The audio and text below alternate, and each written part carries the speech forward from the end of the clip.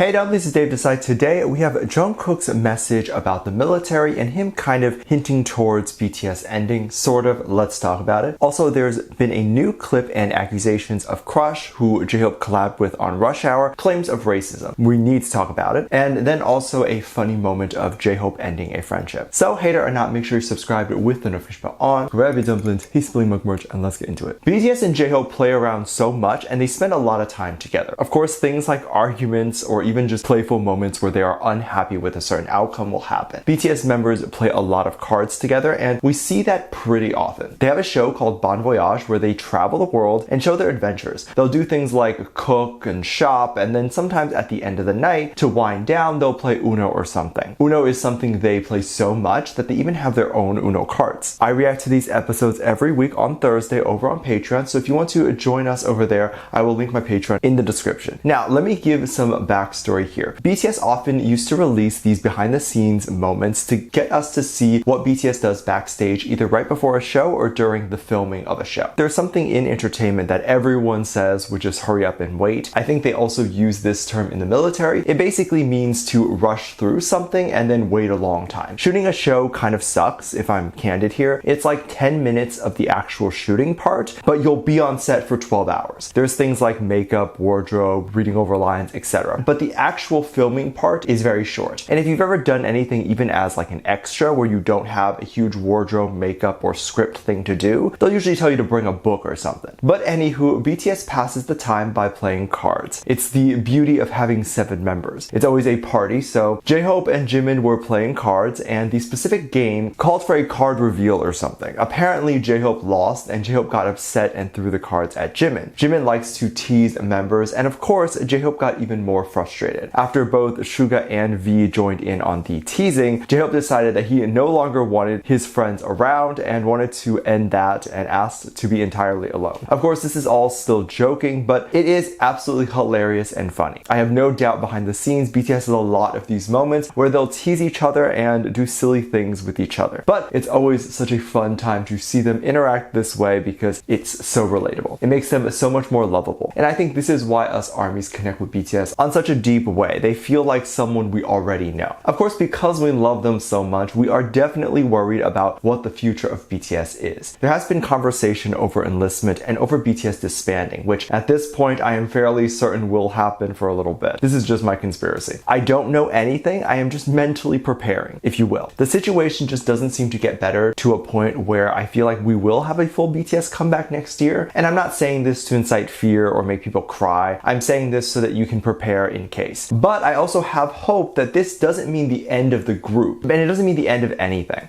The members can still do stuff individually. During the Fact Music Award, BTS went on stage to sweep the stage by winning 10 awards, and they obviously gave a speech. RM was the first to give a speech, and he talked about how they have some secrets right now, and mentioned how they were unable to actually talk about what those secrets are. And of course, the only secret we can think of is the enlistment, because if they were to announce anything at an award show about that, it would likely be the hiatus situation again, and it seemed like RM was tearing up too. Of course, at the time of the show, I could only assume what he was saying, which I was thinking he was just thanking ARMY, but since the subs came out, we could see that, of course, he is thankful, but the speech was a lot deeper than that. I don't speak Korean, so I won't know how accurate the subs are, so take that with a grain of salt. Jimin took the stage next and apparently talked about having a lot of conversations behind the scenes. Jimin talked about how much he loves the love that they get, and he doesn't take that lightly. Jung Kook then said something that really made people emotional. He said that he isn't sure if BTS will receive an award next year. And there's multiple ways to interpret that comment. He either thinks that BTS will not be famous anymore next year, which is unlikely, or he thinks BTS will enlist and not be in the spotlight next year. Of course, BTS may not be, but the individual members will still. Jung Kook continues to talk about how they will work hard to become ARMY's forever artists, so that speech does make people think that BTS is over. They're saying a lot of ending terms here, but it's not really confirmed 100%. There's many factors here, which is that the military decision keeps getting reopened in court. Once the answer has been settled, they'll seemingly reopen and redebate, and there now isn't an official confirmation anymore. So the members are clearly unsure, and this could be why RM says that he can't talk much about it right now. Because if they were aware of everything and everything was 100%, then he could go ahead and make that announcement. And to be honest, making the announcement at this award show would be the best situation, because it would be the perfect closure. I'm curious if you feel this is more of a goodbye message or if it's nothing like that at all. I really don't have much an opinion or thought here. Whether BTS continues as BTS or they go solo, don't take this the wrong way, I don't care, because I think the members themselves will still make amazing music and we won't be deprived of good music. I think individually they're still going to all hang out and have fun, record it and share it with us. Like, I really don't think it'll be that different. They will also be collabing with more artists, which is always so fun and fresh to see. What is not so fun and fresh is when we see some issues start to arise, maybe with the people that BTS are working with. I'm going to try to not take a side here, and this is a very touchy subject, so I will proceed with caution. If you don't know, JHope collabed with CRUES. CRUES was in a group a long time ago and then went into the military service and was just released in August this year. So during his comeback, he decided to release a song with JHope called Rush Hour. And he got into a bit of a controversy when he did his first live performance back. There was a clip floating around where he was doing his songs and he was getting pretty close to the audience and touching everyone's hands. From a video that was recorded from afar, it appeared like CRUES touched everyone's hand except for the darker skin colored hand. And it appeared like he gestured like more of a hi to avoid touching this person's hand. The clip was then distributed all over Twitter and people were claiming racism, asking why CRUES would choose to literally touch everyone's hand around the black girl's hand and why he was so against touching her hand. Of course, the answer everyone went with was racism. Understandably, as the K-pop industry has been known to have music that represents black people or has inspiration from black people, but then moments like this seemingly happen. And it's like, so you like the music but not the people. So now I'll give my thoughts in a bit on that, but let me continue. Once the clip surfaced, CRUES very quickly wanted to shut it down and posted a statement on Instagram. He wrote in the statement that the situation was misunderstood and he noticed that there was a crowd pushing, and in order to keep the safety, he did not go closer or choose to not touch this person as it would have encouraged the unsafe behavior. Now, a lot of people took this statement as gaslighting, as they felt like that was not the case. There was another clip coming directly from the person that CRUES didn't touch, and they showed that there was no pushing or any of that sort of thing, and actually the area was quite calm. And so this caused a bigger issue, as the entire comments of his apology were all people telling him that he's a liar. Like, there's no one defending him. Now, from a different perspective, if he was racist, I just don't see that he would publicly show it like that. Like, it's too obvious. And of course, he is aware that 50,000 people are recording him. I just wouldn't understand why he would risk that in this situation. If it was a behind the scenes clip where he slapped a black person, I can't deny that. But publicly, that's weird. I'm not picking a side, I am just throwing out another perspective. I also want to add that there's a chance that CRUES is not lying. From his perspective and from his angle on the stage, if there was someone who was slightly pushing harder or leaning in more, it could appear like what he is claiming. However, then the argument was, if that was the case, then why did he touch everyone around the black girl? Which obviously I have no answer for. This was bad. But what made it worse was that apparently JHope liked the apology. So people assumed that JHope was forgiving CRUES, even though the rest of the K-pop audience does not. Some people were saying that JHope might have just liked it without even knowing what was going on. And of course, that was argued with, why would JHope just hit like on something he has no idea what it says? But this is possible, because if you check CRUES's previous posts, JHope has liked all of them. So he may just see CRUES's posts and hit like. People are either defending JHope and saying that he is not supporting black people, or they're claiming that JHope is calling CRUES out, or should call CRUES out by bringing more attention to it, by liking it, and kind of putting a spotlight on CRUES's behavior. But I think this whole situation is just a big mess and a huge misunderstanding. JHope is not racist, but he is a forgiving person. If he believes there was no racist intention, then he has a right to believe that. It doesn't make him a bad person to believe that. And the only person that needs to forgive CRUES or needs CRUES to say anything is that girl that was hurt by this. It really doesn't even matter if you believe the situation was racist or not. She felt snubbed by the artist, and if you take what CRUES said as real, it's still quite sad, and she still needs an apology as well. Getting those concert seats to be right there, I mean, the point is that you can interact with the artist. You're paying extra to be sweated on by the artist. Those spots are not cheap, so for her to not really get her money's worth, and not only that, but feel like the artist didn't really like her, is kind of upsetting anyway. It's also very unlikely for someone like JHope, who may have been friends with CRUES for a while, to just suddenly leave over possibly a misunderstanding. I'm trying not to take sides here because I do respect CRUES, but I'm also a person that calls out racism for everything. So I don't know where to stand here. Let me know what you think. Make sure you check out my Patreon for more videos, link down below. Thanks for this lovely comment right here.